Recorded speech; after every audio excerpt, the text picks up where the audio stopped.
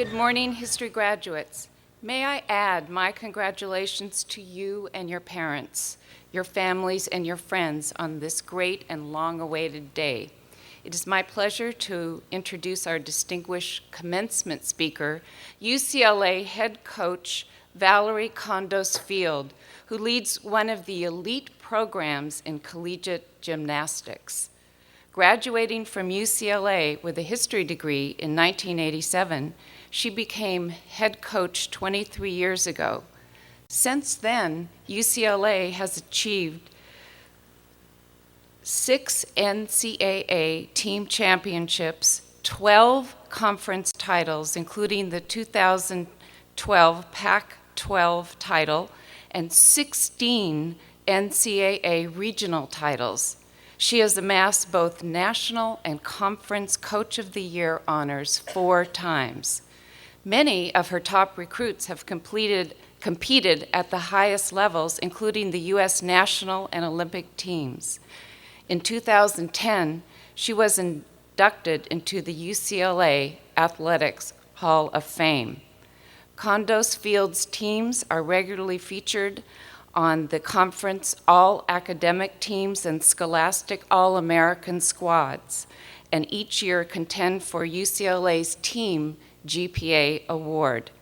Her student athletes have also found individual success, winning 25 NCAA individual titles during her tenure as head coach, 22 of those in the last 14 years. With legendary UCLA basketball coach John Wooden as her role model and friend, Kondos-Field's coaching philosophy emphasizes balance and integrity.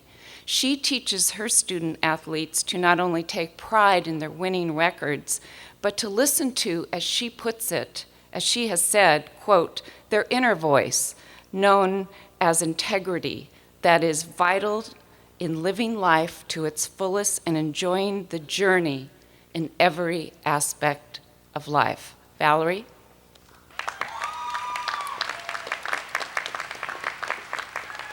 This is surreal. Oh my goodness, congratulations all of you. Fathers, congratulations, happy Father's Day to all of you for bringing these magnificent people into the world. 26 years ago, I was sitting where you were sitting, and at that point, I mean, think about it. Some of you have been here 4 or 5 years. It went by like that, right? Like that, right? When I look back on my entire 31-year career here at UCLA, and all of the accomplishments that were just enumerated, it is amazing to me that all of that happened, okay? The fact that I even got here to UCLA and was given a full scholarship to be on the coaching staff of the gymnastics team, and then the head coach, and then the Hall of Fame and all this stuff. This is the fun part. I was never a gymnast. Yeah. I've never gone upside down in my life. I could not teach you to do a proper cartwheel, right? As the 3 of my athletes right here can attest to. How did all of this happen? And in preparing to speak with you today, it became so clear to me. And one of the things that I'd like to share with you, we've heard that life is not a destination, it's a journey, right? You've read that Hallmark card, right? Think about that. If you think of life as a destination, then there are all these little milestones that you're supposed to achieve to reach your destination, right? And when I was your age, that was, okay, now I want to get a job. And back at that point, I thought if I made $50,000, I'd be hitting the lottery. I wanted to get married by the time I was 25. I wanted to have children. Let's own a nice home, preferably in like 90210 area, drive a nice little car. Those are the milestones. Well, I didn't get married till I was 38. I chose to never have children. If life is a destination, what does that mean? That I don't get to play anymore? So that life is not a destination, it's a journey. That is true. But still, that word journey does not ring true to me. When I think of a journey, I think of life being easy. And let's go on a little journey, right? Life is not a journey. Life is one big, fat, challenging adventure. And as I told our student athletes this year, our motto was the great adventure. Helen Keller said, life is nothing but a great adventure. Think about it. Life is one challenge after another. It's one unknown after another. And the very best thing about thinking of life as an adventure and not a destination is that there is no failure in adventures. Therefore, there is no fear of failure that is ever necessary in your lives as you go forward. That, as I look back on my career here, I have had a magnificent career at UCLA in gymnastics, in the field of athletics. I never played sports in my life. And you have to understand right now, I'm not going to look right here as I speak about sports because Mr. Jerry Rice is sitting right there, and I'm a huge football fan. So I'm not looking at you, okay? All right. The adventure part is the reason why I have been asked to stand with you today and address all of you. I also want to share with you my biggest aha moment in my career, in my life, and that really was from Coach Wooden. And I hope that you will really think about this. When you think about your definition of success, I know that you're all wanting to go out there and take charge of the world. But it's really important how you define success. Because when I was given a head coaching job, I did a really good job of trying to be what all other successful head coaches had been, and that was a tough coach. I was a ballet dancer. I knew this. I didn't know this. But I tried to do this, and we were horrible my first few years here. And it wasn't until I literally, it's like a movie. I was walking through Ackerman Union, I picked up his little blue book, and I opened it up to his definition of success, which I'm sure all of you have heard many, many times. And if you don't know it by heart, you need to go memorize it. Success is peace of mind. Nowhere in Coach Wooden's definition of success does he mention winning or monetary gain. Success is only peace of mind, and that peace of mind is a direct result in knowing you've become your best. That was my aha moment. I was trying to be what other people were. As soon as I started being the best Valorie Kondos that I could be, that's when I started being able to relax and go out into this wonderful new adventure called being a head coach of one of the greatest athletic programs in the world and figuring out all the challenges and succeeding at those. That definition of success set me free to really be the best head coach that I could be in a way that only I knew how to do it. Now, let me tell you a few things that I know about you, and I've never met you. One is you're really smart, okay? Because you all know the average GPA to get in here like now is a 6.3 or something like that. But you're all super smart. The other thing I know about you is you're all talented. And talent doesn't mean that you know how to play a sport or play an instrument. Talent means that you have the ability to succeed at whatever you set your mind to. How do I know that? Because the admissions department doesn't just look at your GPA and your test scores. The admissions department looked at that letter that you wrote, that personal essay that you wrote. And something about you and your character jumped out at them. Because guess what?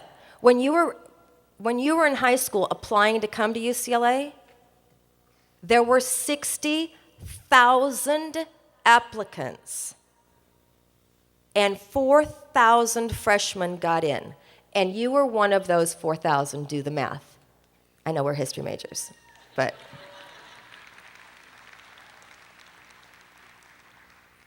I also know that you're industrious.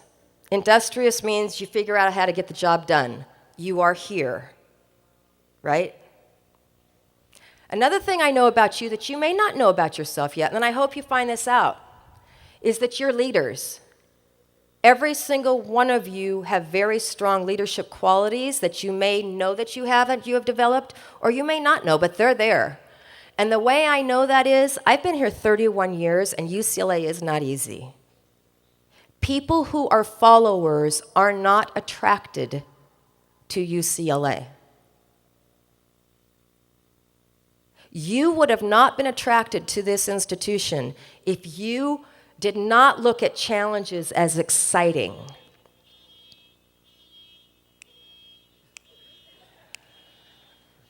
If you looked at challenges with fear and trepidation, you would not be here. You would have never applied to this school. Followers are not attracted to UCLA. Therefore, you are all leaders, future leaders. So I've totally gone off script here.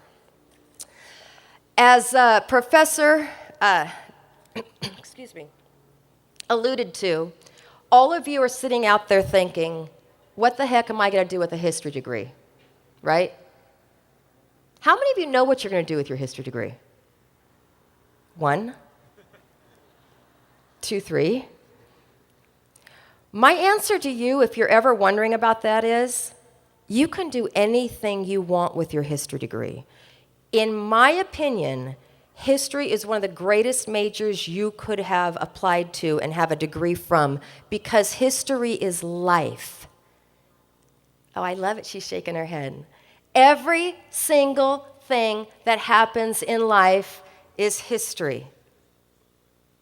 Even when you go home and you watch the news, it's not news, it's history. It's already happened. Right? Everything is history. And as you already know, you are able to take vast volumes of information, boil it all down to what's important, and disseminate that into layman-friendly terms that normal people can understand. That's huge today. There are many corporations that are sending their top management out to English classes so that they can simply relearn how to write grammatically correctly. Is that right? We learn how to use adverbs. That's a big deal.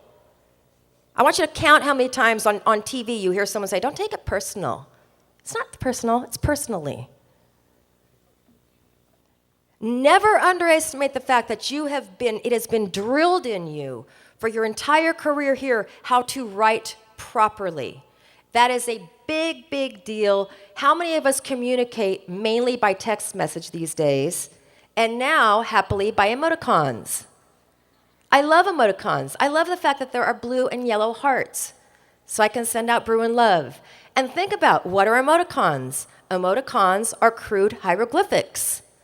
Back to history. The cavemen are chuckling, thinking that we're all cool with our smiley faces. What I hope for you as we move on, and you move on into your life, is that you really think and you digest this thought about what success is, and that you understand there is no failure in living your life as an adventure. I hope that you will never, ever compare yourself to someone else. The world doesn't need another you trying to be someone else. The world needs you being the best you can be. I hope that you choose to live your life fully, fearlessly, there is no need for fear, and uniquely to you. Congratulations, the class of 2013.